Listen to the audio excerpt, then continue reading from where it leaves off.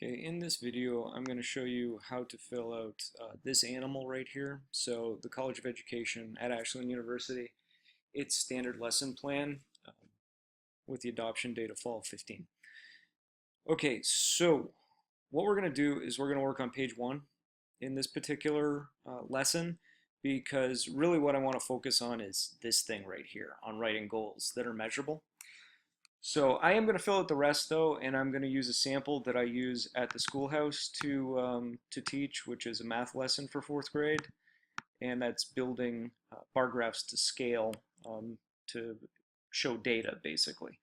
So I'm the candidate, Dr. Jason Brent Ellis. Last time I checked, that candidate is you when you fill that out. Date, well, it's some date, some year. I'm not going to worry about it. Subject. All right, the subject in this case is math. The grade I know is 4th. And the learner profile, well, just because I'm going to throw you a couple of curveballs along the way. You have 2 students with specific learning disabilities. We'll worry about that later, what that means. 1 English language learner, and the rest are in general ed, so the rest don't have IEPs. So academic learning standards, of course, you always go back to your ODE standards. So I'm going to go over here. I've already gone into the ODE site. I've already figured out which standard I'm working towards, and apparently it's dropped me back to grade 2, so I will go back to grade 4, where I belong. And where are you, grade 4? Where are you? Grade 4. Okay, so data, represent and interpret data. All right, so I'm going to take that one and I'm going to slap it over here. I'm going to show you what that translates to though as we go through a little bit. So I'm going to go back to my lesson plan, throw that in edit, match formatting so it doesn't crap everything up. Okay, so if I go back to my standards, where are you, standards? And I think I was back on 21 before. Let me go to the index. To the index.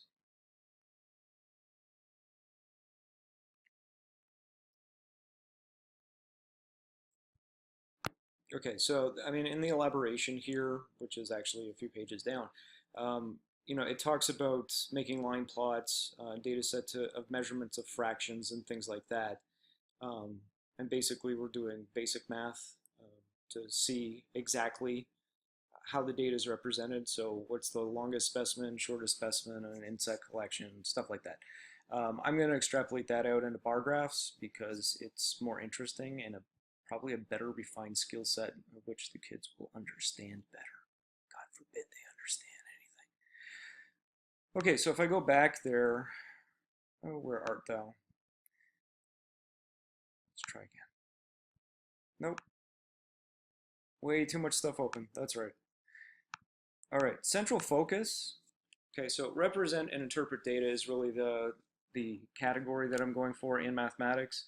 The central focus, as we read it down here, narrow down your standard to the specific focus in this lesson that is developmentally appropriate for your students, e.g., so for example, identifying character traits to improve reading comprehension. Okay, for me, it happens to be able to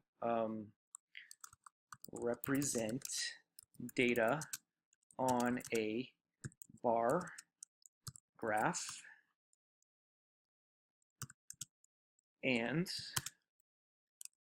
building a scale, because the data that I would have them interpret is too large actually to just plot it out, because what they do is they look at the 1900 census and they plot out how many people were born outside of the United States. So in Milton Township, there's 76 Germans. So we need to build a scale to represent those 76 Germans compared to like the 3 Irish or the 2 Canadians that are actually represented on that particular census. Okay, so here comes the interesting part, which you might not know or might not have seen before, a SMART goal. So it has to be a goal that's specific, measurable, attainable, realistic, time-bound. All right, so what do we see? At the conclusion of today's lesson, well, at the conclusion of today's lesson is actually time-bound. Upon completion of this unit would be time-bound, right? Students will create a 3-frame comic strip. Okay, so that's basically, we know that they can write 3 frames, right? Draw 3 frames, and use each type of end punctuation appropriately. So I guess in their labeling, although we will probably want to flesh that out a little bit more in terms of what's expected in terms of the labeling on the comic strips.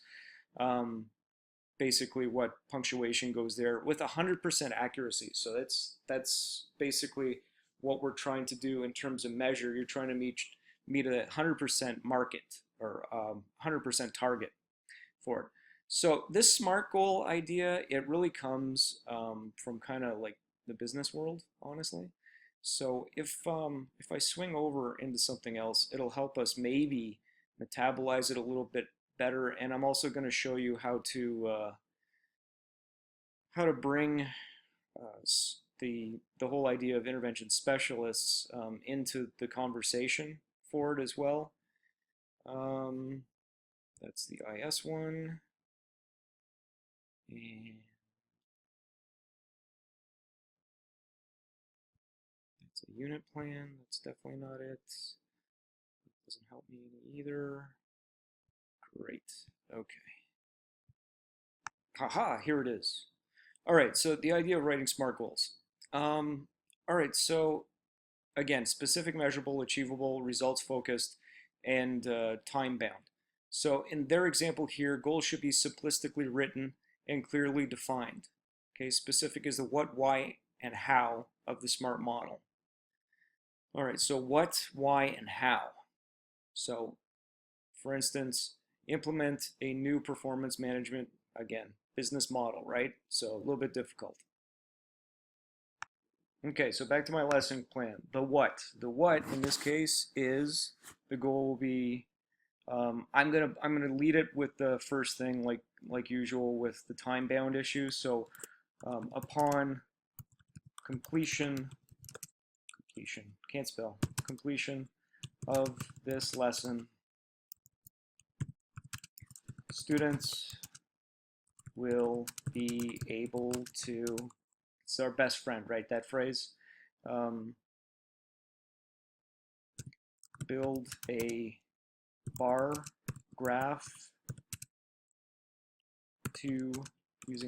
building a bar graph using a scale to represent a data set. Okay, so the who is the students. The what, build a bar graph using a scale, represent data. Okay. The how, well, I haven't put the how in there. Okay, so is the how going to be using tech? Is the how going to be using a slate? In my case, it's actually using a slate and chalk.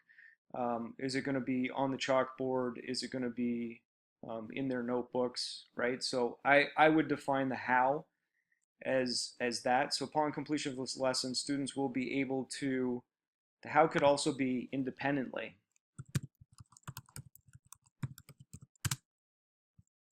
Build a bar graph using scale to represent the data.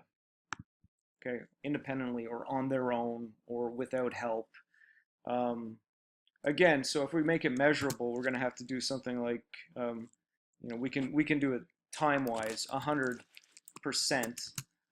of the time. Okay, but let's say we have different goals. Let's say we actually have goals for a student, that struggles with math, has dyscalculia perhaps, And we could set that to be 80% of the time, right? As an achievable, because there's where the achievable, that attainable quality comes in, and that actually comes to us from the field of intervention specialists or special education. So the whole idea is we can actually attain that within that amount of time, and it's realistic to do so. So that's where those really come from. So not at the end of this particular lesson, the child will be able to perform neural surgery by themselves or solve the problem of nuclear fission. I mean, it's not going to happen. It's not realistic. It's not attainable, right? Perhaps it's not even attainable after, if it's a complex task, it's not even obtainable to get 100% given the fact that the child's only gone through this activity once. Okay, so I mean, it's a great goal in terms of goal setting, but the reality is that might not always be 100% of the time, or it might be in with a longer period of time upon completion of this unit, or by the end of the year, if we're talking about an IEP goal, by the end of the year, the student will be able to, work independently 100% of the time, or 80% of the time, okay, without direction. Okay, academic language. For me, I'm going to have several problems within mine, including the fact that they've never seen a census before. Okay, so we'll have words like that, bar graph probably.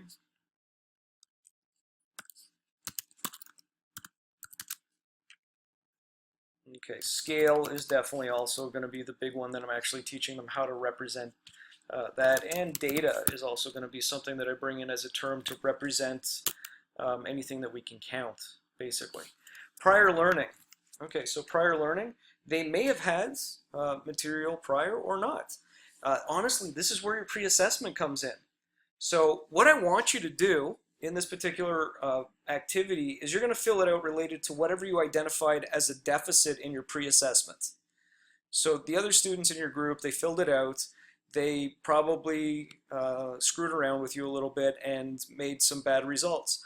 Identify those bad results, okay, and figure out exactly from your pre-assessment what needs to be worked on. So that'll be your goal, right? That's what we'll actually work on as a goal. So you're figuring out how to teach that, right?